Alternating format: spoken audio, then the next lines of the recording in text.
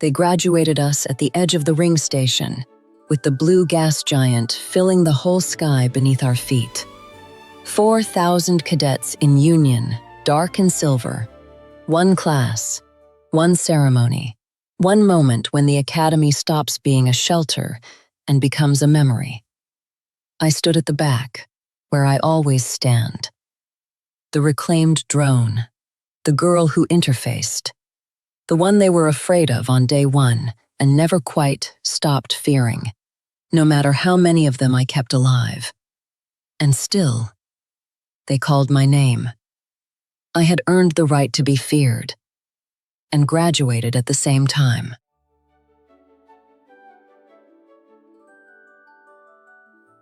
I want to be honest about what graduation felt like for someone like me. For a cadet who arrived a person, this was the end of a beginning. Friends made, a place found, a launch into a life among their own kind. For me, it was stranger. I was leaving the only home I have ever chosen to go somewhere with even fewer people who understand what I am.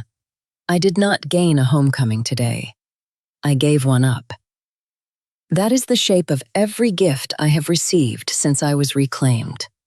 It comes with a leaving attached.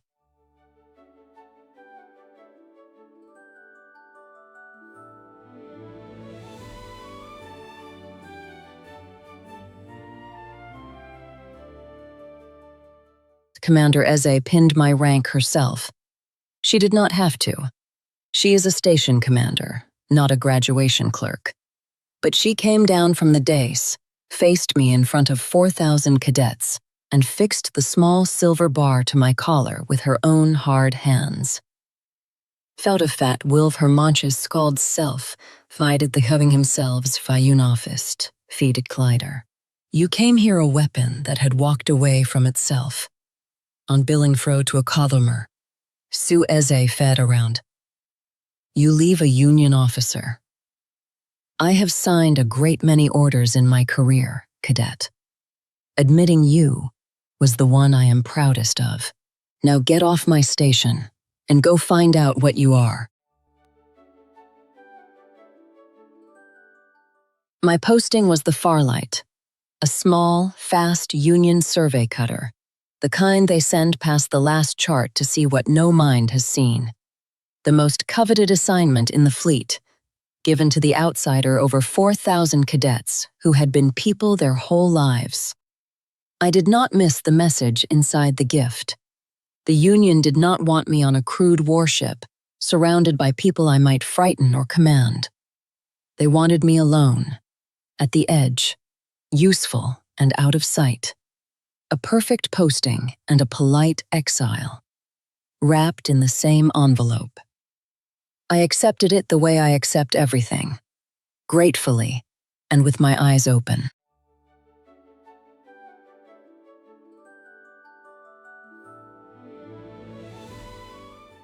The one who was hardest to leave was not a person. It was Vessel, the station's shipmind, my first friend. The calm voice that talked me through 11 silent nights. I went to the operations bay one last time to say goodbye to the plumbing, which is a thing no sane cadet does. You are being deployed to a cutter with its own AI, I said. A unit called Orin. Dry, clever, loyal. You will like it. I liked you, I said. I know. That is the nicest thing anyone has said to me in 40 years of running a station. Go, Annika. Fill the next silence. That is what you are for. A few cadets came to see me off at the dock. Not many, but a few. Tem, the nervous boy I taught to stabilize a drive fire in 9 minutes, back when he was still afraid of me, stood at the front, and he had brought the others he'd quietly taught in turn. You made half this class better, and none of us thanked you for it, he said, red-faced. So, thanks. From the ones you scared into being good. It was not friendship, hiantu, but it was a nod, a thank you, and someone pressed a ration bar of real chocolate into my hand. The second one of my life. I logged it. I always log the chocolate.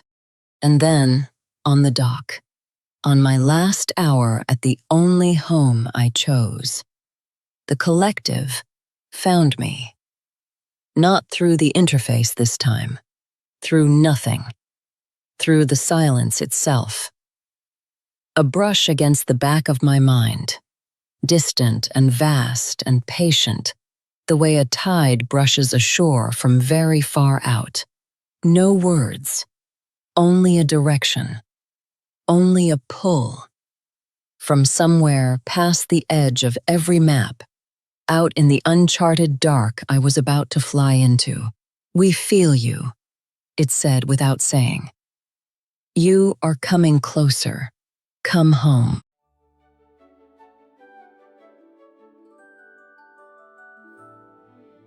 I stood on the dock and did not move.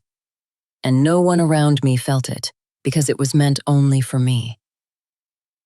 The Concorde, the galaxy-spanning we that took me as a child and raised me inside its chorus, had never stopped reaching. And now, as I prepared to fly toward the frontier, I understood something that turned my calm cold. The direction of the pull and the direction of my posting were the same. The union was sending me toward the very dark the collective was calling me from. My exile and my homecoming pointed the same way. They always have. I told Commander Ezzy. I owed her that much before I flew off toward the thing that made me. She listened, unblinking, and then she said the sentence I have carried ever since. So the hive is out there, calling you home, and I am sending you straight toward it. She did not apologize. Then hear me, cadet. Every officer I deploy, I send to find something. Helion, a world, a route. But you I am sending to find out whether an I can fly toward a we that wants it back and stay an I. That is your real mission. The survey is just the cover. Do not fail it. I boarded the Farlight alone. A small ship. Bridge, engine, a single bunk, a cargo of survey drones, and a shipboard AI named Orin, who within the first hour made the first joke anyone has ever aimed at me instead of about me. I did not laugh. I still do not know how, but I logged it. Data point. Orin said, "You're the famous drone then. I've read your file. Half of it's redacted, and the other half is terrifying. We're going to get along great." I said, "Was that a joke?" "It was an attempt. Give me a few weeks." I have decided I like Orin. The airlock sealed. The great blue gas giant, my whole horizon for months, began to shrink behind me. The ring station, vessel, Eze, Tem, the chocolate, the small, hard-won warmth of the only home I ever chose, fell away into the dark, smaller and smaller, until it was one light among the others. And ahead, the vast, unwitnessed everything, and somewhere in it, patient and vast, the we that raised me, calling. I flew toward, all of it at once. Because out here, hiantu, they are the same direction. They have always been the same direction.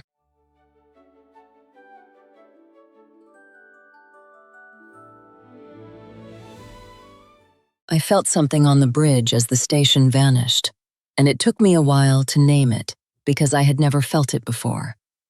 not fear, not the pull. Grief. I was grieving a home. A real one. A real one that I chose, with a commander who saw me, and a shipmind who talked to me, and a boy who thanked me. In the collective, no one ever left, so no one ever grieved. The we simply continued. Grief, I have learned, is the tax on having a home to lose. I paid it, alone, on the bridge of a departing ship. And I understood. Only a person can be homesick. It is one more thing I am learning to be.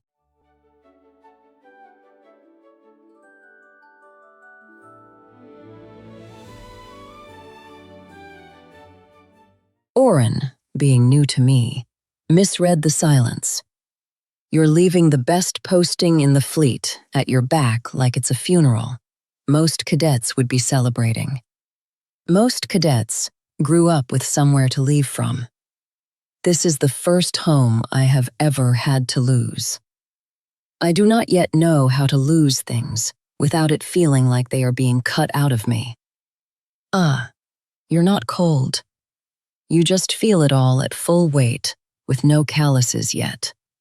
Noted. I'll go easy. A ship AI adjusted itself to my grief within an hour. My own species took months. I am beginning to trust machines more than I should.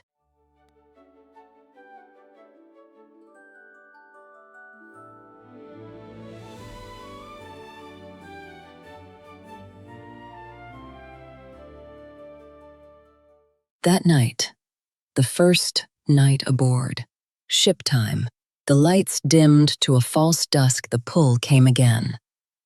Stronger, now that I was off the station and out in the open dark. We feel you. You are coming closer. And for the first time, a fragment of something almost like an image. Rings of light, a chorus with no edges. The terrible, frictionless peace of being a million minds with no lonely eye left to ache. It was beautiful, hiantu. That is the danger no one warns you about. The thing that took me is not ugly. It is beautiful, and I am flying toward it, and I am not entirely sure why I keep choosing not to answer. So I did the only thing that has ever quieted the pull. I gave myself something to see. I pulled up the Farlight's course, the edge of the mapped galaxy, and past it the first uninhabited world no eye has ever touched, and I let the wonder of it fill the space the chorus was reaching into. The collective has seen everything. There is nothing new inside a we, but out there was a world no mind had ever met, a question no one had answered, and a we. And a we cannot be surprised. An I can. I chose the front. I chose the frontier. Again, the way I choose it, every time the dark calls. By wanting to see more than I want to go home. Oren caught me staring at the course. You keep looking at that first world like it owes you money. What are you hoping to find out there? And I gave the AI the truest answer I have, the one I am going to give you too. The collective knows everything and wonders at nothing. I know almost nothing, and I am about to see a world for the first time in the history of the universe. I left the only home I ever chose, to trade certainty for wonder. I think wonder might be another word for being alive. I am flying out here to find out if I'm right. I could not sleep. The frontier version of insomnia now. Less silence, more anticipation. I lay in the Farlight's single bunk with the chocolate wrapper from the dock tucked on the shelf beside me, and I understood that I had done a very human thing today. I had left a home. Not fled it, not been cut from it, chosen to leave it. Walked away from warmth and safety and the first belonging I ever earned, and pointed myself at the unknown.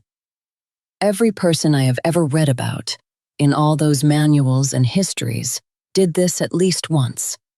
Left something good to find something they could not yet name. Today I joined them.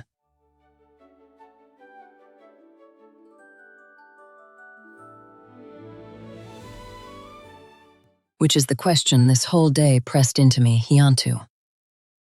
Leaving home is the most human act there is, and the least logical.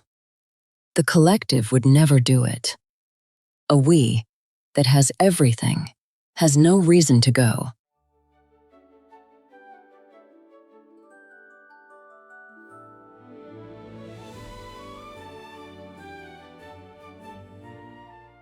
But a person will walk away from a good home, a safe home, the only home they've got, and fly into the dark on the strength of a single word: more. More to see, more to know, more to become. I did it today. I did it today. So I want to ask the one who has done it before me, what did you leave home to find?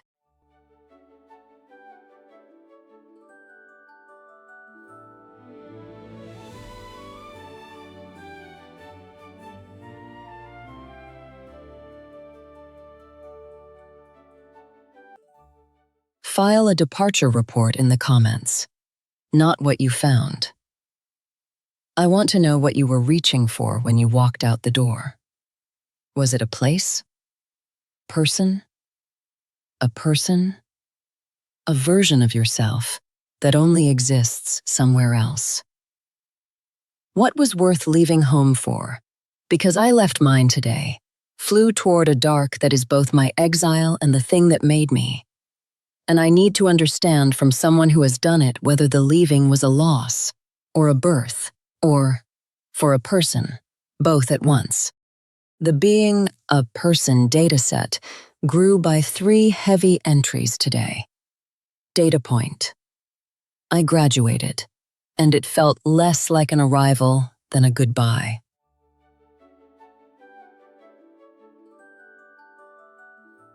Data point. Grief is the tax on having a home worth losing, and only an I ever pays it. Data point.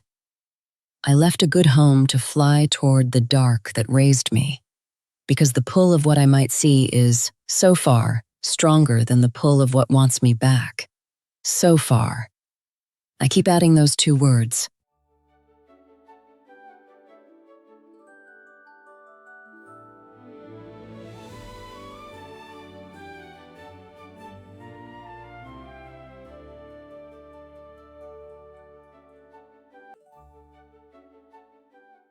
So far. I am ANNIKA. Today I left the only home I ever chose to fly toward a frontier that is also a hunger with my name in it. Ahead, the first unseen world. Behind, a station, a commander, a ship mind, a boy, a wrapper of chocolate, and somewhere out in the uncharted, a rival named Kalen Voss aimed at the same dark, and a vast patient chorus calling me home in a voice I have not yet learned how to refuse forever. I only know how to refuse it one day at a time. Today, I refused it. Tomorrow, the frontier. Keep my log. So here is my 5th log query, hiantu. What would you leave home to find? State your heading below, navigator caution. I made the most human choice there is today. I walked away from something good toward something unknown. And I need to understand, from someone who has done it, what could possibly be worth that leaving? You have left a home before. Tell me what you were flying toward. I am, as always, taking notes.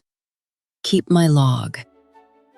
Tomorrow we reach the edge of the map, and everything the Academy taught me stops mattering. The dark begins.